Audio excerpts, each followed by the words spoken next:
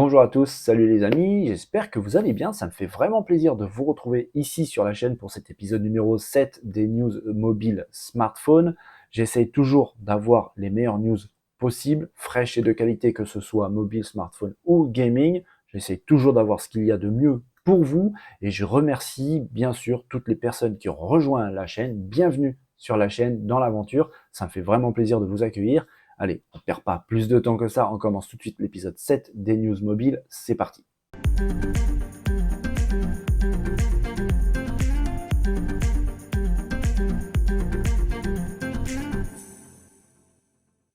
S'il y a bien une fonction de l'écosystème Apple que les utilisateurs Android envient, c'est bien AirDrop. Cette fonction très intelligente et ergonomique, vraiment pratique, qui permet de transférer n'importe quel type de fichier d'un appareil à un autre. Par exemple, on peut très bien imaginer un iPhone vers un iPad ou vice-versa. Mais c'est vraiment très pratique, très utile. Apple a vraiment fait fort de ce côté-là. On sait que Google travaille sur quelque chose de semblable pour le monde Android. Ils avaient présenté NearbyShare en CES 2022, si je dis pas de bêtises. Eh bien, c'est fait, c'est en train d'être commencé un petit peu à être diffusé sur le matériel Android. Apple a préparé une application qui fonctionne sous Windows qui permet de faire la jonction entre votre ordinateur et votre appareil Android. Pour l'instant, on ne sait pas quand est-ce que ça arrive, ni en Europe ni en France. Ça commence à être diffusé aux États-Unis. On sait qu'il va falloir avoir un PC qui tourne sous Windows minimum avec un processeur 64 bits. Ça, c'est pour la partie ordinateur. Pour la partie périphérique, appareil Android, il faudra un Android minimum 6.0. Ça laisse vraiment un très très large éventail d'appareils utilisables avec cette fonction. Bien sûr, il faudra le Wi-Fi, le Bluetooth, que les deux appareils tout naturellement devront être connectés dans le même réseau, c'est absolument logique. Et on sait que cette fonctionnalité aura un rayon d'action d'à peu près 5 mètres. C'est relativement intéressant. Vous pourrez être dans la même grande pièce ou plus ou moins la même maison. Vous pourrez partager absolument tout ce que vous voulez, que ce soit de l'audio, des documents, voire même des dossiers complets. En effet, Apple, dans un blog, a littéralement déclaré transférer rapidement des photos, des vidéos, des documents, des fichiers audio ou même des dossiers entiers entre appareils Android et PC Windows.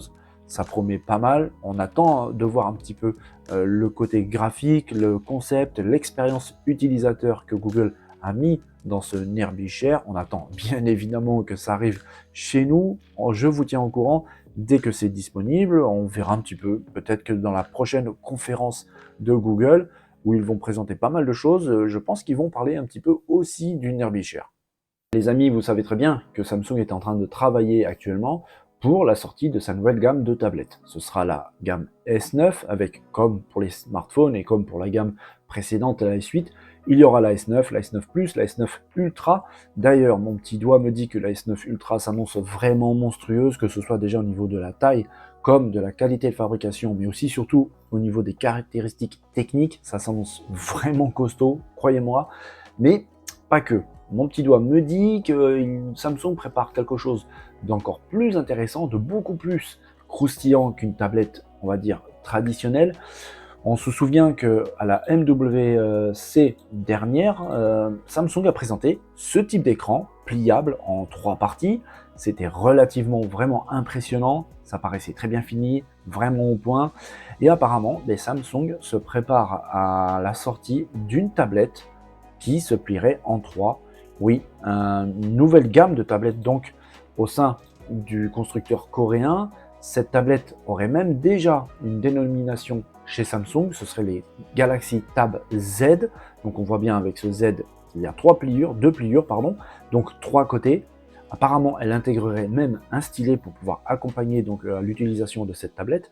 Pour l'instant, on ne sait pas du tout quand est-ce que ça sera annoncé, mais quelque chose me dit que cet été, on risque d'avoir du nouveau. Alors peut-être que la tablette va être annoncée au même moment que la S9, ça je ne sais pas, mais c'est vrai que cette rumeur devient de plus en plus insistante. Je l'avais déjà entendu il y a quelques temps, je voulais pas trop en parler parce que j'avais pas encore quelque chose de croustillant vraiment intéressant à mettre dessus. Là, j'ai carrément la dénomination donc de cette nouvelle gamme, Galaxy Tab Z. Apparemment, elle devrait vraiment sortir cette année 2023.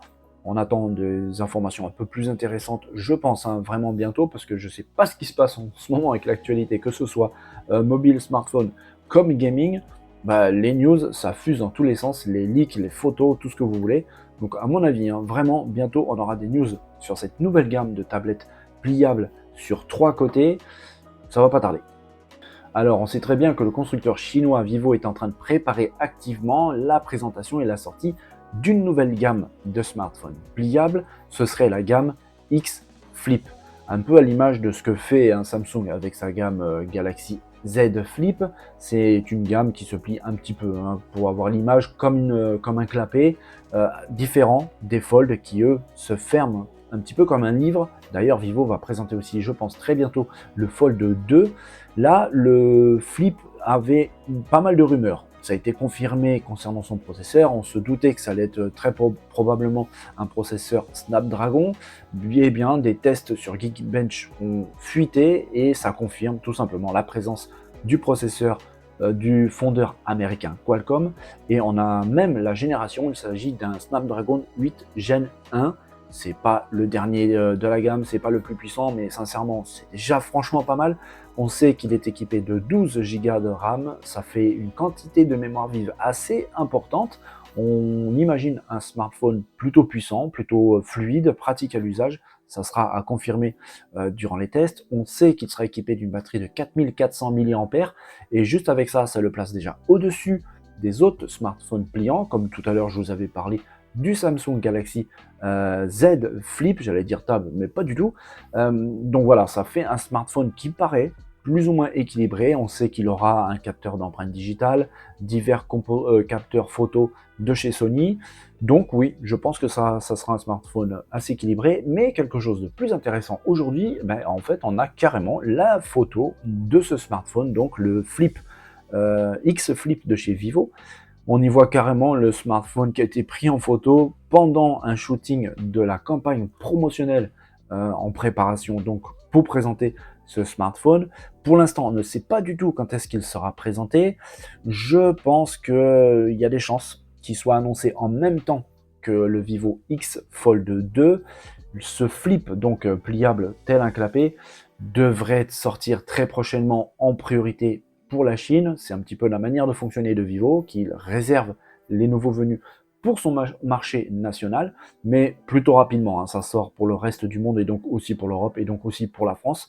Donc très prochainement, on pourra très probablement mettre la main sur ce nouveau téléphone pliant style clapet, le Vivo X Flip. Le lancement du Xiaomi 13 Ultra approche à grands pas. Apparemment, ce serait même d'ailleurs autour du 18 avril prochain, donc dans vraiment pas longtemps du tout. Et apparemment, ce serait même un lancement mondial, grande première pour le constructeur chinois Xiaomi. On espère que ça va bien se passer, parce qu'un lancement mondial, c'est jamais facile à gérer. On a pas mal d'informations aujourd'hui concernant ce smartphone qui est très attendu par les fans de la marque et on peut les comprendre, c'est vraiment une marque à part dans le monde de Android. On voit ici d'ailleurs des rendus plutôt précis concernant ce smartphone. On y voit une dalle très grande qui recouvre quasiment complètement la face avant, c'est vraiment du plus bel effet. Cette dalle qui devrait normalement avoir une résolution en Quad HD, elle devrait mesurer à peu près 6,7 pouces, elle devrait avoir une fréquence d'affichage de 120 Hz. Franchement, ça c'est vraiment sympa. Le smartphone est équipé normalement du processeur à la mode en ce moment, le célèbre Snapdragon 8 Gen 2 de Qualcomm. Normalement, la quantité de RAM s'établirait entre 8 et 16 Go, tout dépend un petit peu de la configuration que vous allez choisir sur ce smartphone. On devrait avoir une batterie assez importante de 4900 mAh, c'est vraiment pas mal, avec une capacité de recharge par câble de 90 watts, c'est bien, et aussi une capacité de recharge plutôt intéressante et importante en sans fil de 50 watts. Pour l'instant, on ne sait pas beaucoup plus, mais des rumeurs concernant le prix sont arrivées. Alors c'est des rumeurs vraiment à prendre avec précaution parce que c'est vraiment pas vérifié, mais ça serait logique de la part de Xiaomi parce que c'est un constructeur qui est relativement agressif au niveau des tarifs.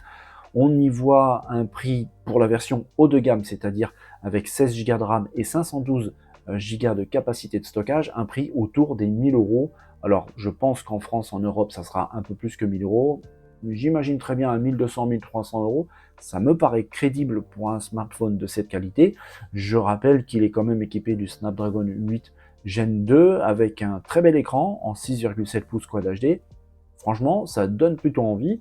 On se donne rendez-vous autour du 18 avril. Normalement, ça devrait être un peu la période de présentation, de lancement de ce smartphone. Dès qu'il y a des news concernant ce lancement de ce 13 ultra attendu, on revient dessus. Et voilà, c'est tout pour aujourd'hui, pour cet épisode des news mobiles. J'espère que la vidéo vous a plu. Comme d'habitude, que ce soit le gaming ou le mobile, j'ai toujours grand plaisir à partager toutes ces news avec vous. Si vous avez aimé, n'oubliez pas les pouces, les partages, les commentaires aussi. Dites-moi ce que vous avez pensé de la vidéo, quelle news vous a le plus plu. En attendant, prenez soin de vous, faites attention à vous, passez une très belle et très bonne journée. Je vous dis à très bientôt pour des nouvelles news. Allez, bonne journée.